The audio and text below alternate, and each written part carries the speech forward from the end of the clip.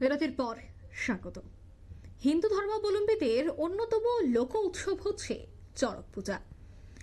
বাংলা পঞ্জিকা অনুযায়ী প্রতি বছরই চৈত্র সংক্রান্তি বা চৈত্রের শেষ দিনে এই পূজা অনুষ্ঠিত হয় এবং বৈশাখের প্রথম 2-3 দিন চড়ক পূজার উৎসব চলে এবং চৈত্র মাসে পালিত হিন্দু দেবতা শিবের গাজন উৎসব এরই একটি অঙ্গ। এই উৎসবকে কেন্দ্র করে বিভিন্ন স্থানে মেলা বসে চড়ক সংক্রান্তি মেলা নামেও অভিহিত রয়েছে। তবে এই চৈত্র সংক্রান্তি আগে চৈত্র মাসে পালিত হিন্দু দেবতা শিবের গাজন উৎসব কিন্তু চলতে থাকে গোটা মাসভর, যেখানে দেখা যায় যে একদিকে ঢাক, অন্যদিকে গৌরী এবং শিব সেজে সেখানে নৃত্য করা হয়। বাড়ি বাড়ি এই ধরনের নৃত্য করতে দেখা যায়, সেখানে গৌরী শিব সেজে যায় এবং এই যে একটা রীতি, এই রীতি শুধুমাত্র গ্রাম বাংলায় নয়, শহরেও কিন্তু দেখা যায়। এখনো কিন্তু এই রীতি রয়েছে রাজ্যে। চলো দেখাচ্ছি এ সংক্রান্ত কিছু ছবি।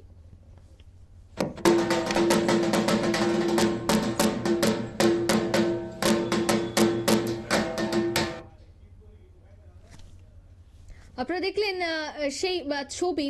আজ সকালেই কিন্তু এই ছবি ধরা পড়ছে রাজধানী আগরতলায়। তবে সে বিষয়ে সংশ্লিষ্টদের কি বক্তব্য শোনাচ্ছি।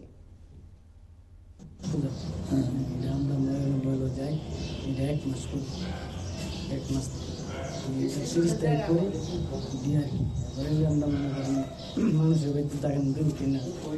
যে টাকা টাকা পাই আমরা সেটা পূজা থাকে। কবে পূজা কবে? পূজা 30 তারিখ।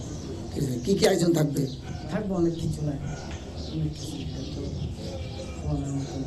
কিছু লাগে।